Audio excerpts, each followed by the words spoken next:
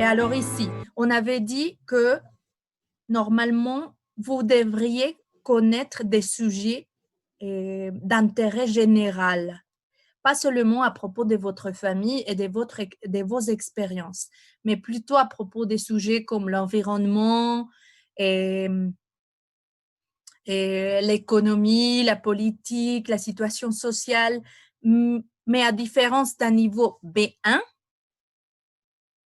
vous comprenez un langage standard et à un niveau B2, vous comprenez un niveau plus spécialisé.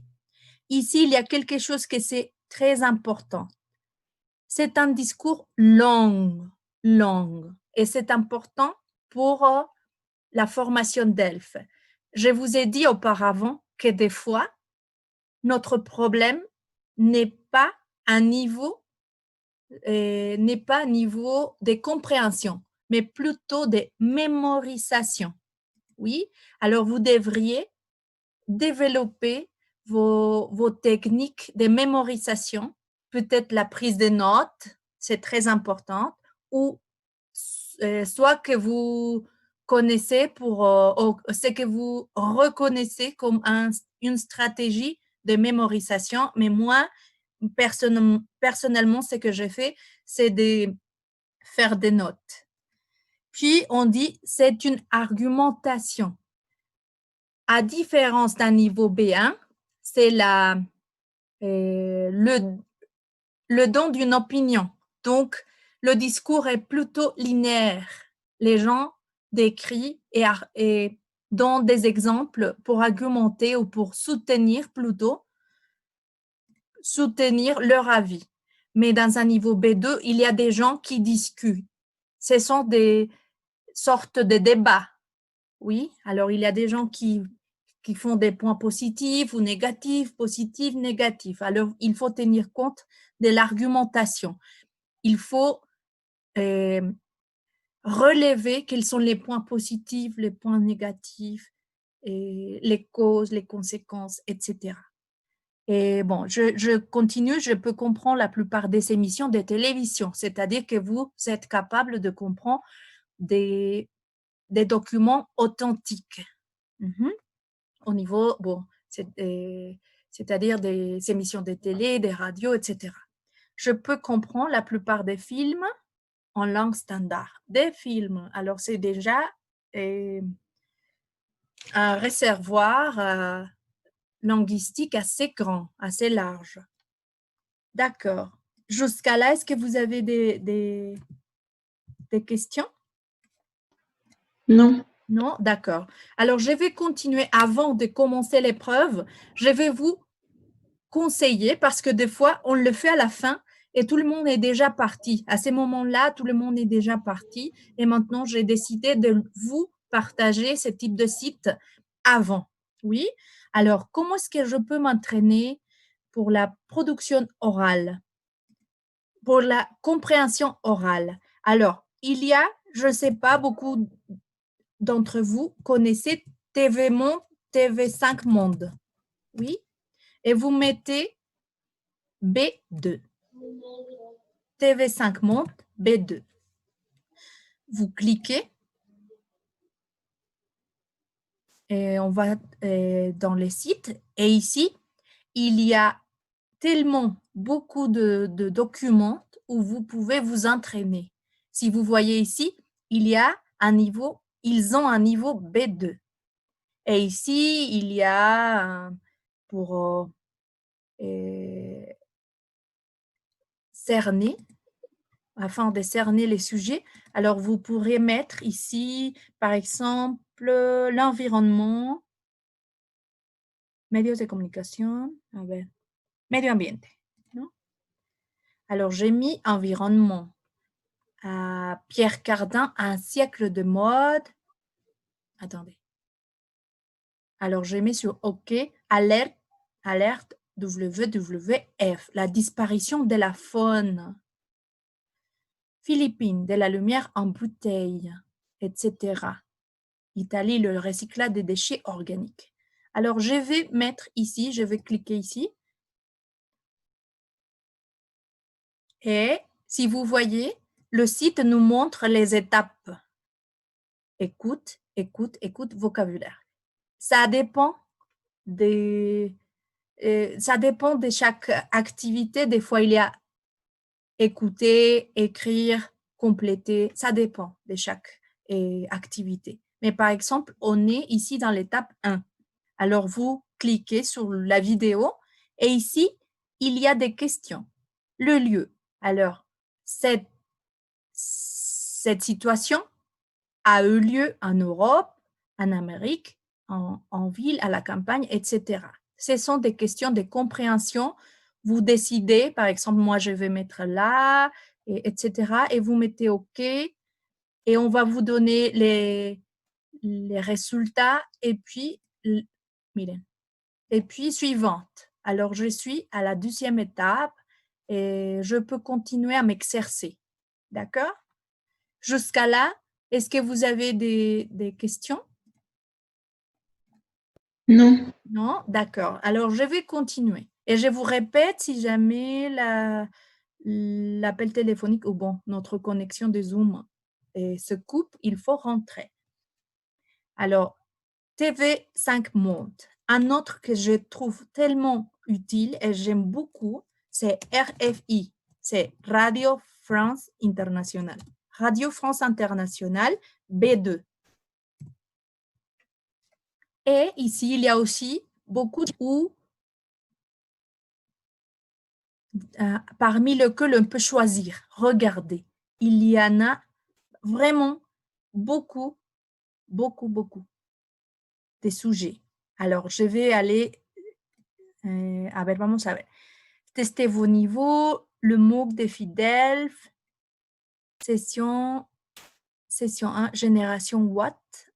Ah aussi, c'est important ici, regardez, c'est junior scolaire. L'examen junior est destiné pour les adolescents. Si jamais vous avez plus de 18 ans, il faudrait mieux choisir DELF tout public. Oui.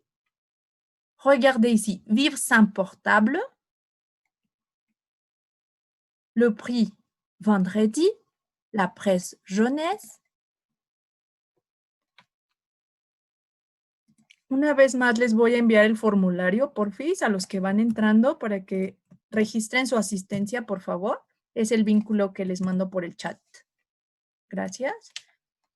Vamos a poner a ver cuál les gusta aquí. Les gens et les smartphones. Oui? Alors, on y va. J'ai cliqué.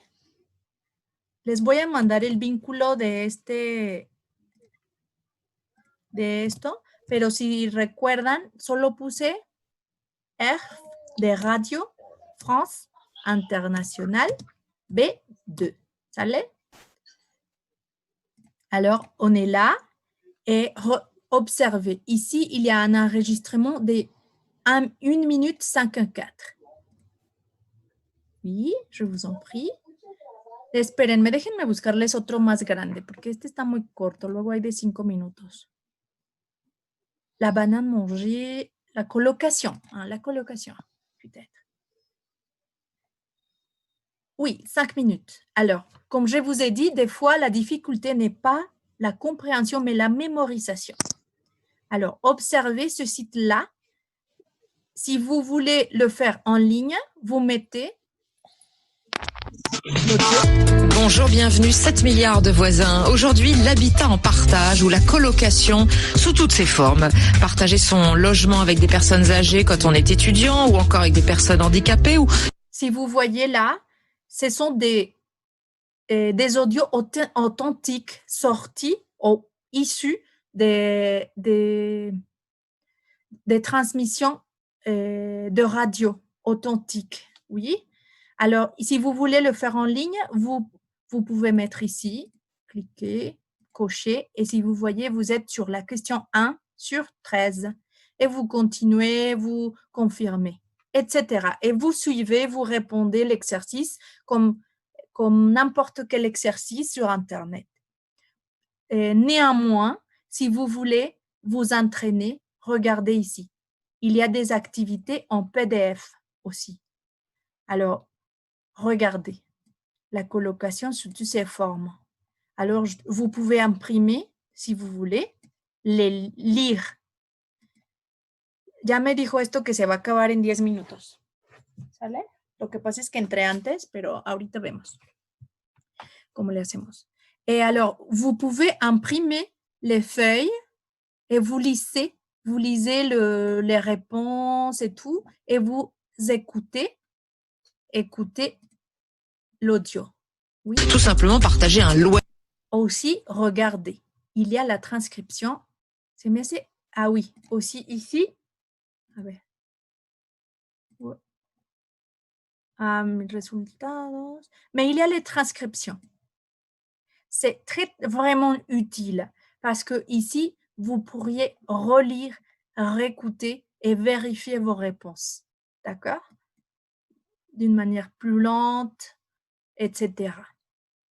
C'est clair? Oui.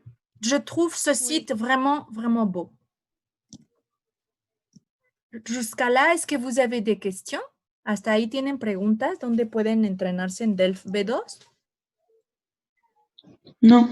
Non? Et Non. alors, je vais Merci. continuer. Oui? J'écoute? Non? Non, merci. D'accord. Alors, on peut aller au... Ah, je posais email.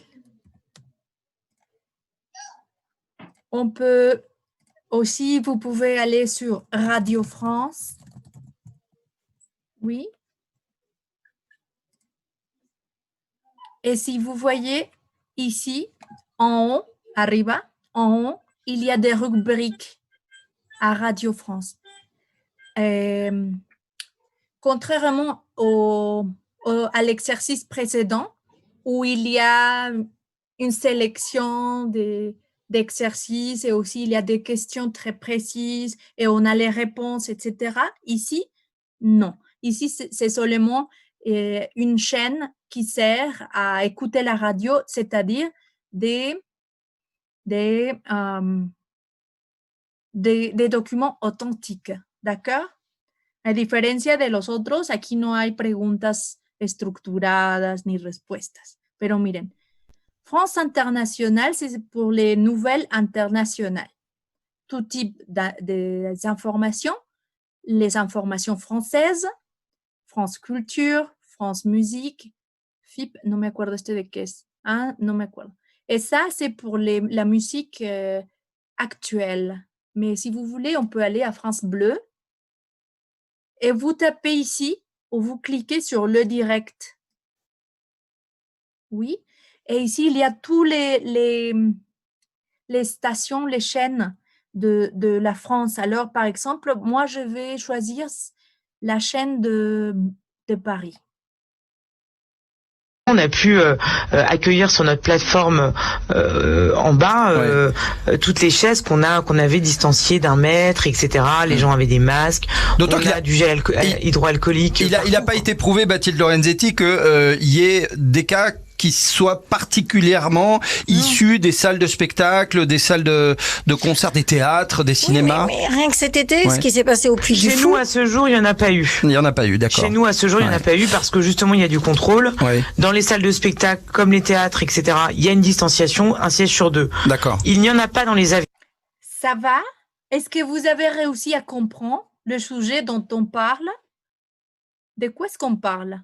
Est-ce que vous avez réussi à comprendre les sujets dont on parle?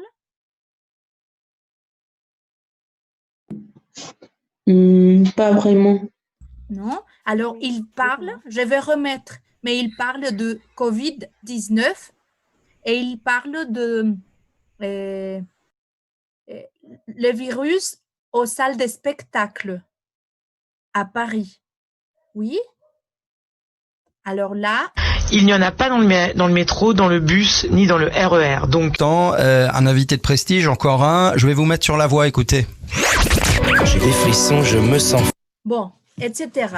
Je vous montre différentes chaînes pour que vous soyez capable d'accéder à des documents authentiques. Et comme je vous ai montré, vous pouvez choisir aussi sur France Culture, par exemple. Antiracisme, Nouvelle-Calédonie, politique, Ross en France, etc. Et bon, mire, el nido de avispas, a ver. Et alors, on ouvre, etc.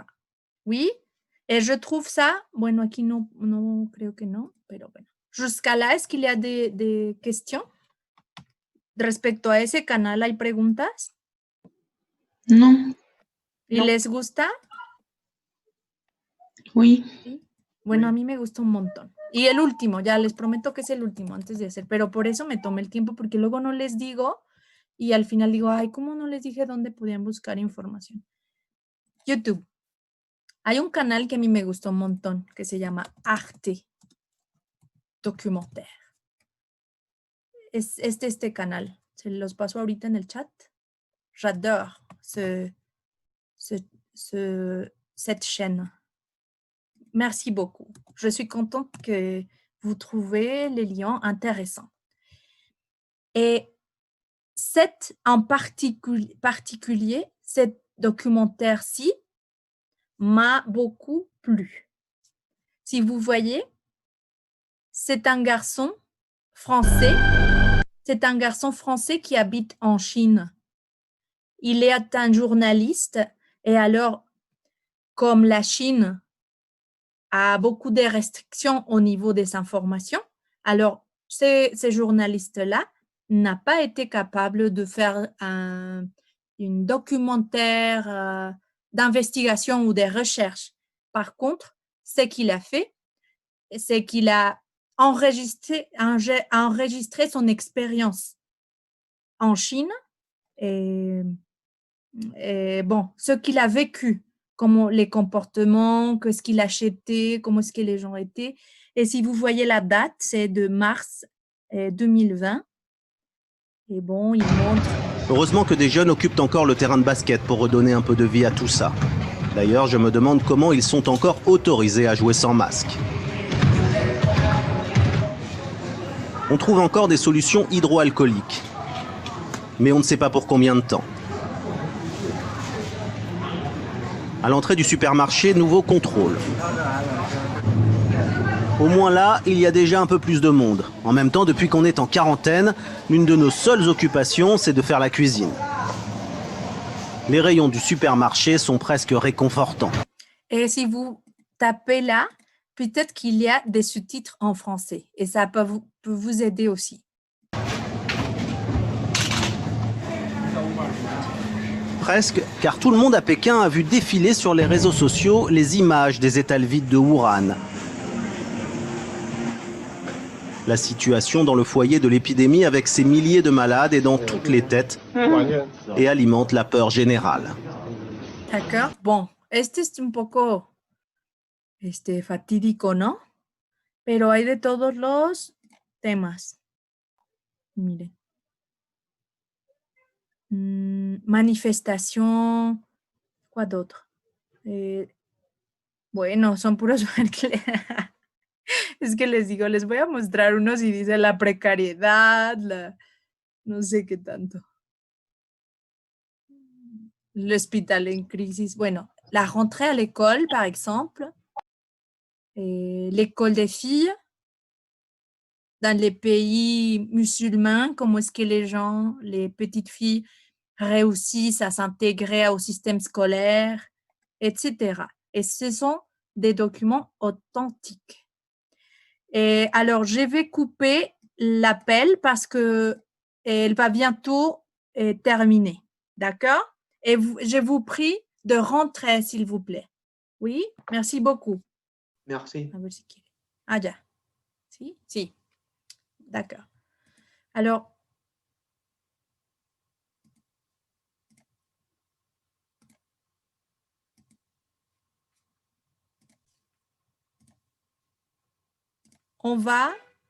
on cherche les épreuves. Comme vous le savez, l'institution responsable des épreuves, c'est le CIEP, le CIEP, examen DELF B2. Il y a d'autres sites. Vous pouvez écrire examen DELF P2 et vous allez chercher d'autres chaînes. J'aime bien aussi, par exemple, celle-ci, DALF.es et aussi, j'aime beaucoup celle-ci. Oh bon, ce site-ci, sevilla.com. Alors, vous pouvez chercher et trouver des différents types d'exemples. Et vous voyez ici, il y a des exemples adultes. Comme je vous ai dit, il y a des examens adultes et juniors. Mais pour vous, je pense que c'est adulte. Information, et ce sont des audios, la correction de l'examen, les transcriptions et les examens, etc. Alors, on va à l'exemple ici. Mais si vous allez sur SIEP aussi, il y a, regardez, A1, A2, B1, B2. Alors, vous allez sur c'est un examen. Pour les gens qui n'ont jamais fait un examen DELF, souvenez-vous qu'il y a des épreuves collectives et des épreuves individuelles. Pour l'épreuve collective, qui concerne la compréhension orale, vous êtes dans une salle ou dans un amphithéâtre et puis l'évaluateur vous explique qu'il va mettre un enregistrement et c'est tout. Alors, l'évaluateur met play sur l'audio et c'est tout. L'audio commence et il vous explique. Bonjour, bienvenue sur l'épreuve DELF. Maintenant, vous allez avoir 1 minute de pause pour lire les questions, ensuite, etc. Ce que je veux vous dire, c'est que c'est l'audio qui va vous expliquer tout ce qu'il faut faire. Et vous n'avez pas normalement les droits à demander des informations aux évaluateurs, sauf que vous ayez des problèmes avec vos crayons, avec les feuilles ou quelque chose au niveau technique ou au niveau, oui, je ne sais pas quel mot utiliser, mais vous n'avez pas le droit à demander des informations sur l'examen, sur des mots ou rien. Vous pouvez dire, est-ce que vous pourrez monter le volume ou descendre le volume? Ça, oui, vous pouvez le faire. Alors, si vous regardez ici, on dit réponse à des questionnaires, des documents, exposés, conférences, discours, documentaires, émissions de radio ou télévisées. Heureusement, vous connaissez déjà les sites disponibles pour vous entraîner et regardez. 8 minutes. Donc, je vous répète, faites attention à la prise de notes. Oui. Et on voit ici, compréhension orale. Répondez aux questions en cochant. Et ces informations sont répétées par l'enregistrement ou l'audio. Regardez, vous allez entendre 2 fois un enregistrement de 5 minutes environ. Vous aurez 1 minute pour lire les questions. Vous écouterez une première fois. Vous aurez 3 minutes pour commencer à répondre les questions. Vous aurez une seconde fois l'enregistrement et vous aurez 5 minutes pour compléter les réponses. Donc, allons-y. Qu'enseigne le professeur Michel Drancourt? C'est ce que je vous ai dit, normalement dans les autres séances, c'est de commencer à écrire les indices.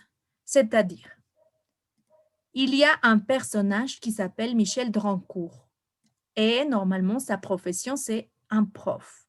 Donc, on commence à faire des hypothèses et on peut penser que c'est une conférence universitaire ou un exposé dans une salle de classe. Donc, aussi, on pourrait penser que c'est un sujet général, pas familier, mais plutôt d'intérêt général comme l'environnement, la société, etc. Michel Drancourt propose de conduire une étude, confirme les résultats, conteste la méthodologie sur les téléphones portables. On a déjà 2 contextes. un professeur qui expose une opinion ou des exemples et des preuves sur les téléphones portables. D'après Michel Dancourt, quel problème pose le portable à l'hôpital? Alors, le lundi suivant, c'est l'utilisation du téléphone portable à l'hôpital. Pour quelle saison aucune étude sur les téléphones portables n'a été faite? Ils n'avaient soulevé aucun soupçon. Ils étaient indispensables pour les médecins. Ils n'étaient pas fréquents. Alors, on sait déjà qu'il n'y avait pas des études sur les téléphones portables. Citez 2 objets qui ont servi pour le même type de recherche. Qu'est-ce qui surprend les journalistes? Vean cómo es largo. Vean, a diferencia de las otras pruebas, esto es largo. Entonces, bueno, lo que yo les digo, lo que yo hacía en mis exámenes, como va en orden, lo que yo hacía era ir escribiendo aquí un poquito en la hoja. Michel Dancourt, si ya sabía la respuesta, la cruzaba de una vez. Y si no, hacía notas. Porque a veces no podemos estar leyendo las 3 opciones para decidir. Entonces, sé, si saben que aquí está hablando la razón por la cual no había estudios, aquí escríbanla toda. Porque no había una autorización, todo. Y entonces ya después, cuando tengan tiempo, regresan y dice, no había autorización. Y ustedes tienen la respuesta aquí al ladito. ¿Sale? Y les repito, a veces van entendiendo todo y al final no me acuerdo de nada. ¿Sale? Alors, vous devez reconnaître vos propres stratégies de mémorisation. Qu'est-ce qui surprend la journaliste? Michel Dancourt considère qu'il est indispensable de se laver systématiquement les mains, se désinfecter les mains avec une solution, se laver et en plus se désinfecter. Alors, on peut penser que les problèmes n'est pas au niveau des ondes électromagnétiques, mais plutôt des bactéries. ¿Sí? Poco a poco tienen que leer y ir haciendo se llaman campos semánticos, para ir poco a poco, ir acotando y haciendo más corto el campo de comprensión. Entonces ahí, como está hablando, yo hubiera pensado acá que el problema era las ondas electromagnéticas, ¿no? Y el daño cerebral. Y aquí ya sabemos que es de nivel bacteriano, o ¿cómo se diría? O bon, pour la présence de bactéries. Oui.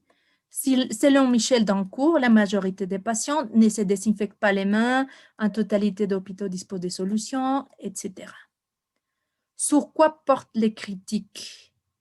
Alors, son opinion est critiquée. La raison de la critique. Quel est, selon les professeurs, le rôle des médias? ¿Qué sugiere la journaliste? Ay, vean qué largo es, ¿eh? Ya hasta me cansé. Michel Dancourt, pero así es duro y los que tenemos que hacer es entrenar. Michel Dancourt propose d'interdire l'utilisation de portables, autoriser l'utilisation pour les médecins, réduire l'utilisation. Quelle est la conclusion? D'accord? Est-ce que vous avez des questions de vocabulaire?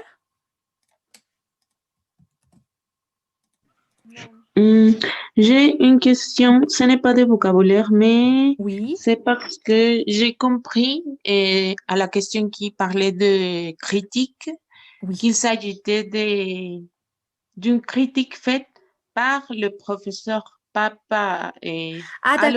D'accord. Alors, c'est le numéro 9. 9. Sur quoi porte... Ah, si, tienes razón. Sur quoi portent les critiques? Si. C'est-à-dire qu'il les fait, les critiques. Exact. Ok, merci. De rien. Alors, on y va. Aquí es donde ustedes tienen que ver si toman notas. Hay gente que dice, mira, es que si yo escribo, todo se me olvida. Entonces, ustedes escuchan. Y yo les digo, si yo escucho, olvido todo. Entonces, yo escribo. Su responsabilidad es ser conscientes de cómo memorizan, ¿sale? O cómo organizan la información. On y va. A ver, espérenme aquí.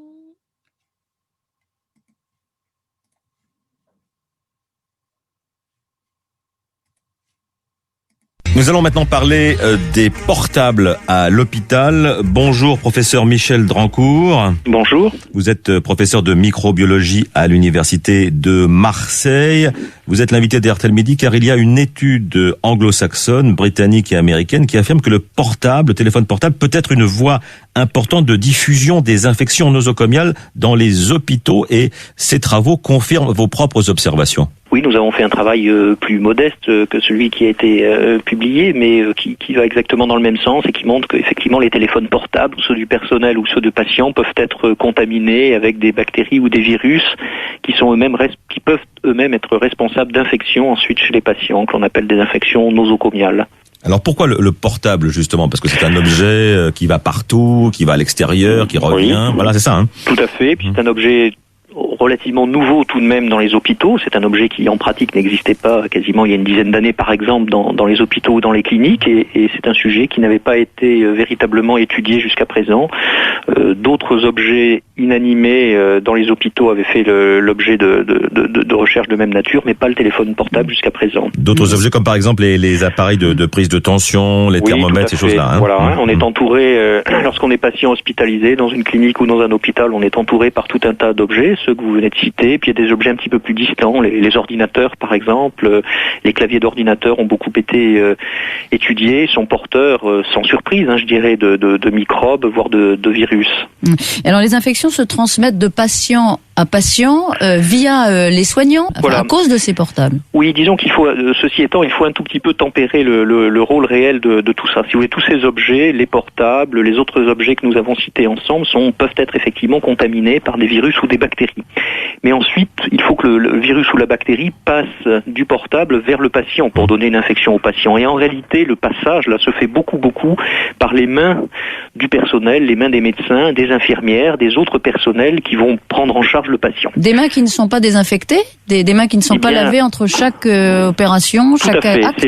C'est un point clé, exactement. Vous avez tout à fait raison. C'est un point clé actuellement de la prévention des infections que de convaincre tous les soignants en permanence d'avoir une très bonne hygiène de leurs mains et en pratique, il y a un geste qui est très simple en théorie mais qui n'est pas si facile que ça à implanter, qui est de se passer les mains à ce qu'on appelle des solutions hydroalcooliques, c'est-à-dire on les connaît bien avec le Chagrin. Et donc c'est un point clé. Et donc vous voyez bien que en réalité, la bactérie staphylocoque par exemple qui peut être trouvée sur un téléphone portable, pour que cette bactérie ensuite soit responsable d'une infection chez un patient, il faut qu'elle soit en contact avec le patient et qu'en pratique la seule façon, bien entendu, c'est que les mains qui ont touché le téléphone portable ensuite touchent directement le patient sans hygiène. Donc le point clé, c'est le passage par les mains du personnel et donc l'hygiène des mains du personnel. On tombe un peu de sa chaise parce qu'on pensait quand même que c'était fait systématiquement, après un coup de fil au portable, et avant d'examiner un patient, on devrait se laver les mains. Vous avez tout à fait raison. Alors, pour être vraiment précis, ça semble un détail, mais ça ne l'est pas. Plutôt que laver à proprement parler, il y a une façon vraie. Laver, ça laisse supposer en gros de l'eau et du savon schématiquement. En réalité, il y a quelque chose de beaucoup plus simple et plus rapide que ça, qui est de se frotter les mains avec ces fameuses solutions hydroalcooliques. Et donc vous avez raison, il faut que ça soit fait comme ça. Malheureusement, ce geste qui est pourtant très simple, très rapide, facile, puisque maintenant, je dirais, toutes les cliniques, tous les hôpitaux sont équipés de solutions hydroalcooliques, et bien malheureusement, n'est pas fait dans 100% des cas comme cela devrait. Il reste des brèches, et c'est à ce moment-là que le virus ou la bactérie peut passer du téléphone portable, ou bien d'autres objets inanimés d'ailleurs, vers le patient. Professeur, donc si je comprends bien, vous ne mettez pas en cause directement et uniquement le portable, ce sont les pratiques que vous mettez en cause. Disons que les deux, le téléphone portable est un objet supplémentaire en quelque sorte qui est introduit dans un nouveau vecteur, une nouvelle source possible de microbes qui n'existait pas encore une fois dans nos cliniques et dans nos hôpitaux il y a encore quelques années finalement, qui était très peu répandu tout au moins, qui maintenant est extrêmement banalisé. analysé. Donc il faut tenir compte du fait que cet objet nouveau peut être une source de microbes et donc il faut réfléchir à en limiter tout de même l'usage ou la proximité des patients. Mais ça n'est pas suffisant et il faut également renforcer encore l'hygiène des mains du personnel. Et moi je dirais que dans ce sens-là, la diffusion que vous assurez de ça est extrêmement important parce qu'un acteur important de ça, c'est le patient lui-même. C'est-à-dire que c'est au patient de vérifier. On va exiger des soignants qui se lavent les mains avant tout examen sur nous-mêmes. Je crois que vous avez raison, c'est important. L'hygiène est faite pour les patients, elle n'est pas faite pour les soignants. Elle en tout cas, pas question d'interdire les portables à l'hôpital. Hein. Ça sera pas possible. Je pense qu'il faut en limiter. C'est irréversible. Bon, d'une part, c'est irréversible. Et deuxièmement, je pense qu'il faut simplement limiter l'usage dans un certain nombre de points clés, si vous voulez, de l'hôpital. Entre se servir du portable dans un couloir de circulation, c'est une chose. Dans une salle d'opération, ça serait d'autre nature.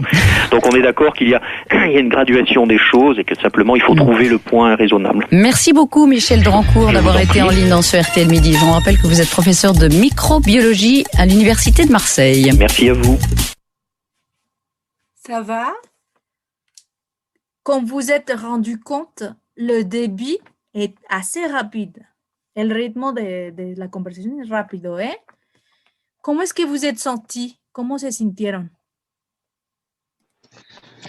Moi, je me suis sentie bien parce que les questions ne sont pas ouvertes.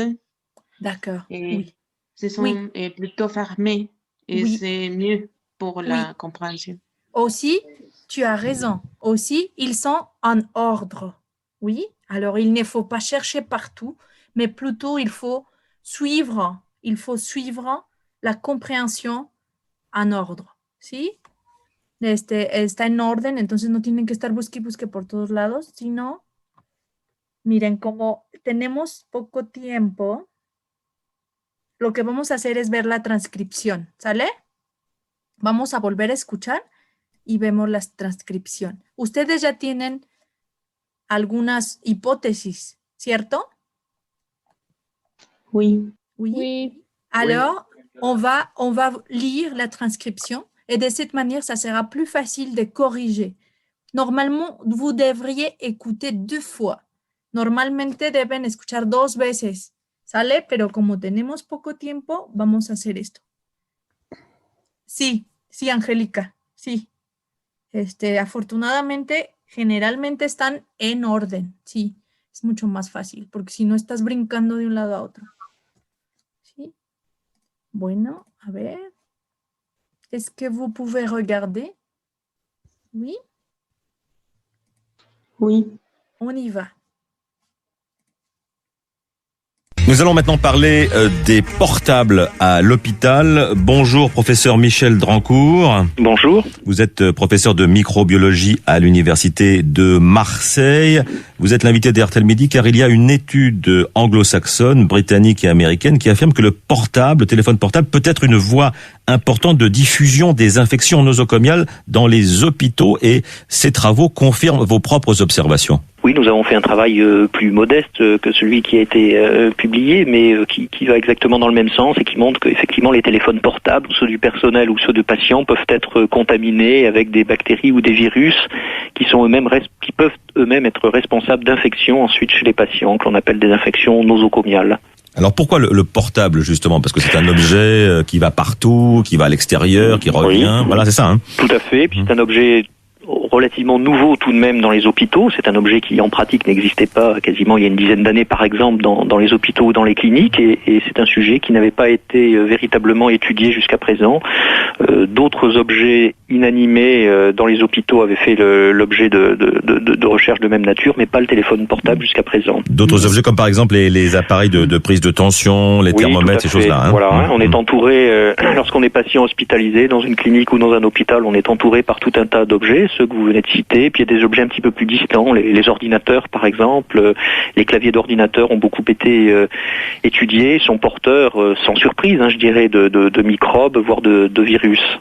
Alors les infections l'infection se transmette de patient à patient via les soignants à cause de ces portables. Oui, disons qu'il faut, ceci étant, il faut un tout petit peu tempérer le rôle réel de tout ça. Si vous voulez, tous ces objets, les portables, les autres objets que nous avons cités ensemble, peuvent être effectivement contaminés par des virus ou des bactéries.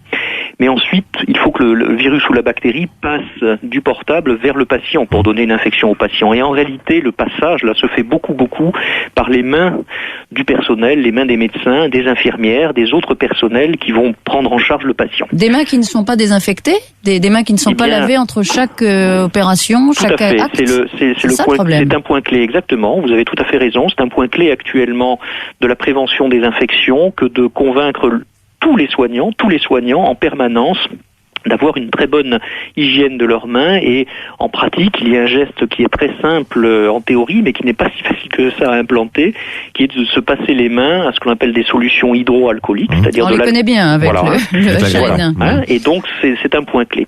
Et donc vous voyez bien que en réalité, la bactérie staphylocoque, par exemple, qui peut être trouvée sur un téléphone portable, pour que cette bactérie ensuite soit responsable d'une infection chez un patient, il faut qu'elle soit en contact avec le patient, et qu'en pratique, la seule façon, bien entendu, c'est que les mains qui ont touché le téléphone portable ensuite touchent directement le patient sans hygiène. Donc le point clé, c'est le passage par les mains du personnel et donc l'hygiène des mains du personnel. On tombe un peu de sa chaise parce qu'on pensait quand même que c'était fait systématiquement, après un coup de fil au portable, et avant d'examiner un patient, on devrait se laver les mains. Vous avez tout à fait raison. Alors, pour être vraiment précis, ça semble un détail, mais ça ne l'est pas. Plutôt que laver à proprement parler, il y a une façon vraie. Laver, ça laisse supposer en gros de l'eau et du savon schématiquement. En réalité, il y a quelque chose de beaucoup plus simple et plus rapide que ça, qui est de se frotter les mains avec ces fameuses solutions hydroalcooliques. Et donc vous avez raison, il faut que ça soit fait comme ça. Malheureusement, ce geste qui est pourtant très simple, très rapide, facile, puisque maintenant, je dirais, toutes les cliniques, tous les hôpitaux sont équipés de solutions hydroalcooliques, et bien malheureusement, n'est pas fait dans 100% des cas comme cela devrait. Il reste des brèches, et c'est à ce moment-là que le virus ou la bactérie peut passer du téléphone portable, ou bien d'autres objets inanimés d'ailleurs, vers le patient. Professeur, donc si je comprends bien, vous ne mettez pas en cause directement et uniquement le portable, ce sont les pratiques que vous mettez en cause. Disons que les deux, hein, le téléphone portable est un objet supplémentaire en quelque sorte qui est introduit dans un nouveau vecteur, une nouvelle source possible de microbes qui n'existait pas encore une fois dans nos cliniques et dans nos hôpitaux il y a encore quelques années finalement, qui est très peu répandu tout au moins, qui maintenant est extrêmement banalisé. Donc il faut tenir compte du fait que cet objet nouveau peut être une source de microbes, et donc il faut réfléchir à en limiter tout de même l'usage ou la proximité des patients, mais ça n'est pas suffisant, et il faut également renforcer encore l'hygiène des mains du personnel. Et moi je dirais que dans ce sens-là, la diffusion que vous assurez de ça est extrêmement important, parce qu'un acteur important de ça, c'est le patient lui-même. C'est-à-dire que c'est au patient de vérifier. On va exiger des soignants qui se lavent les mains avant tout examen sur nous-mêmes. Je crois que vous avez raison, c'est important. L'hygiène est faite pour les patients, elle n'est pas faite pour les soignants. Elle en tout cas, pas question d'interdire les portables à l'hôpital. Ça sera pas possible. Je pense qu'il faut en limiter. C'est irréversible. Bon, d'une part, c'est irréversible. Et deuxièmement, je pense qu'il faut simplement limiter l'usage dans un certain nombre de points clés, si vous voulez, de l'hôpital. Entre se servir du portable dans un couloir de circulation, c'est une chose. Dans une salle d'opération, ça serait d'autre nature. Donc on est d'accord qu'il y a une graduation des choses, et que simplement il faut trouver le point raisonnable. Merci beaucoup, Michel Drancourt, d'avoir été en ligne dans ce RTL Midi. Je vous rappelle que vous êtes professeur de microbiologie à l'Université de Marseille. Merci à vous. Ça va? Oui, ça va. D'accord. Alors, je vous répète, on n'a pas assez du temps. Je m'excuse, mais je vous laisse plus que juste seulement analyser l'épreuve, de vous montrer quelles sont les ressources, comment est-ce que vous pouvez vous entraîner vous-même. Et ay, ¿cómo creen que ya se va a acabar esto? Ay, no. Esta cosa. Regardez. Estoy aquí, en CIEP. Ah, no es cierto, estoy aquí. Espérenme, por fin. Aquí. Exemple d'examen, information, transcription, correction de l'examen. Les voy a enviar esto por el chat.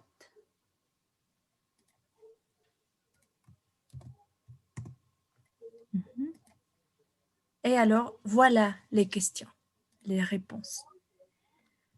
Selon vous, qu'enseigne le professeur Michel Drancourt? La microbiologie. Très bien, la microbiologie. Michel Drancourt propose de conduire une étude, confirme les résultats, conteste la méthodologie. B, confirme. B, très bien. Très bien. D'après Michel Drancourt, quel problème posent les téléphones portables à l'hôpital?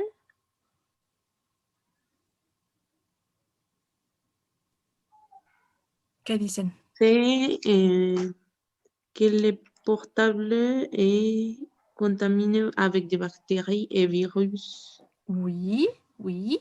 Aussi, oui, très bien. La transmission des maladies. Vamos a ver qué dice aquí. Il peut être responsable. Así para que no se vean todos. Il peut être responsable des infections. Il peut transmettre des infections aux patients. Il peut être contaminé. D'accord? Lo que dijimos todos. Pour quelle raison aucune étude sur les téléphones portables n'a été faite? C'est parce qu'il n'était pas fréquent dans les hôpitaux jusqu'à les années dernières. Oui, les dernières années. Muy bien, porque dice, no los usábamos hace 10 años, no se usaban tanto, ¿no? Bueno, ustedes que son muy jóvenes, en el 2010, pues ya se usaban. Pero yo en el 2000, pues no los usábamos tanto, ¿no? Cite deux autres objets. ¿Qué otros objetos hablan?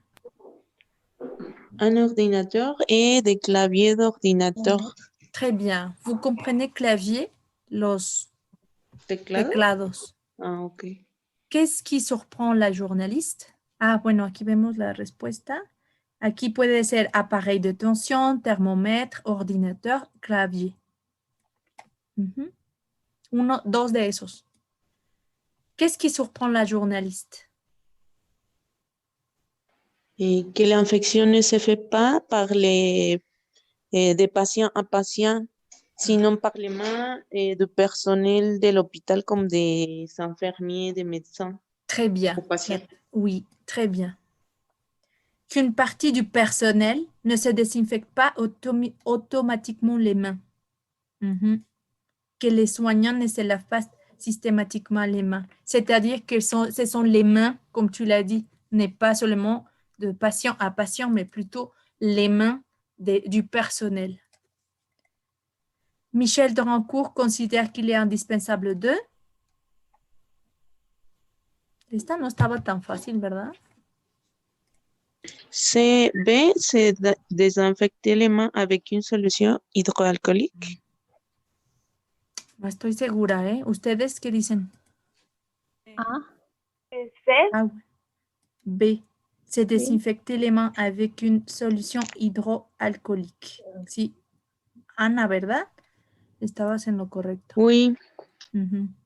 Il a dit 2 fois que se désinfecter avec la solution. Il n'a pas mentionné se laver les mains. Bon, en fait, il l'a dit. Sí lo dijo, creo, pero... ¿No, verdad? No, me equivoco. Tiene razón. Es que yo siento que hizo como más hincapié en desinfectarse. Sí. Órale. Selon Michel Drancourt, la majorité des patients ne désinfectent pas les mains.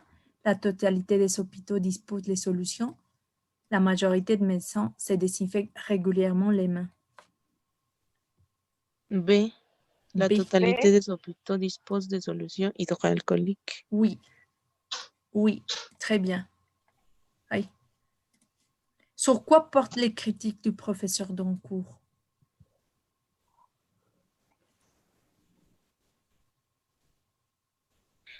Sí, Ana.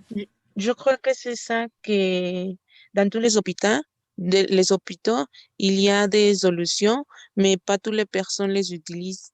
D'accord. Bueno, miren, les téléphones portables y les pratiques d'hygiène. Bueno, lo que tú dijiste es pratique d'hygiène. Y podrían poner ustedes, ya ven que dicen, pues que no hay como que usarlos en todos lados, ¿no? Podrían decir.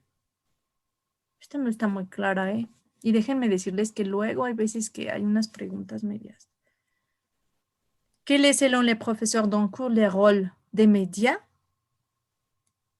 Eso yo ni sé. A ver ustedes, perdón que les diga, pero no sé.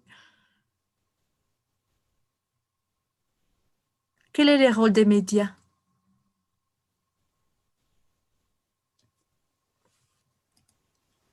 La manque de comunicación. Aquí Difusión dice, la es difusión, importante. la información, pero esto ¿dónde lo dice acá?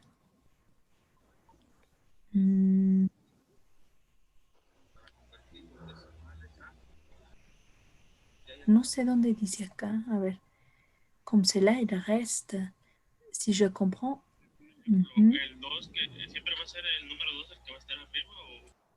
¿Alguien habla que no lo oigo bien?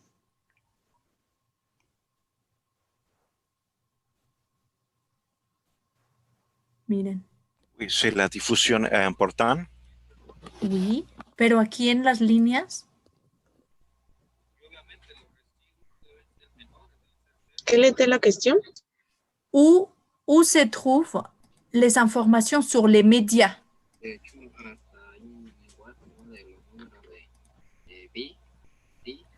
Ah, ici.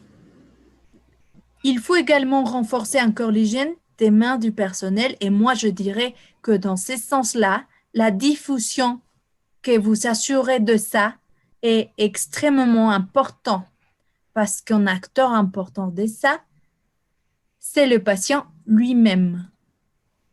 Oui, alors la diffusion. C'est clair? Oui. Que suggère le journaliste au patient?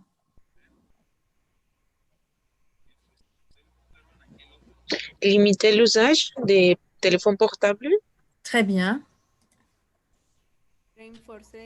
Ah, c'est désinfecter les mains. Ou de personnel de les patients. Que les patients exigent que le personnel médical se désinfecte les mains.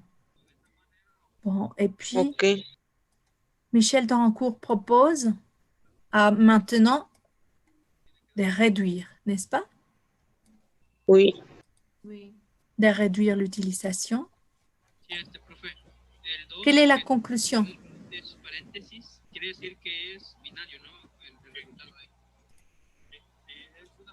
Que la présence des téléphones portables dans les hôpitaux est irréversible, mais qu'on peut limiter leur utilisation.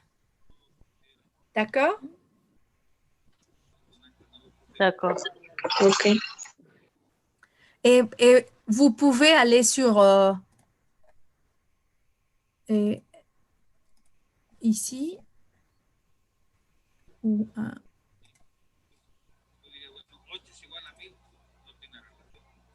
sur yvesevilla.com et vous pouvez faire vous-même l'exercice 2 ici. Alors, vous devriez regarder et faire la même chose qu'on a fait, de lire toutes les questions, de les lire et ensuite, vous appuyez sur l'enregistrement 2, vous jouez l'enregistrement et vous commencez à répondre. Et si jamais vous avez des questions, vous allez sur le... Oui. Vous allez sur le... ¿Cómo se llama? Ay, perdónenme, porfis, que ya me metí a donde no. Siempre va a ser por dos. Sí, porque es binario. Porque, digamos, si lo hiciéramos así...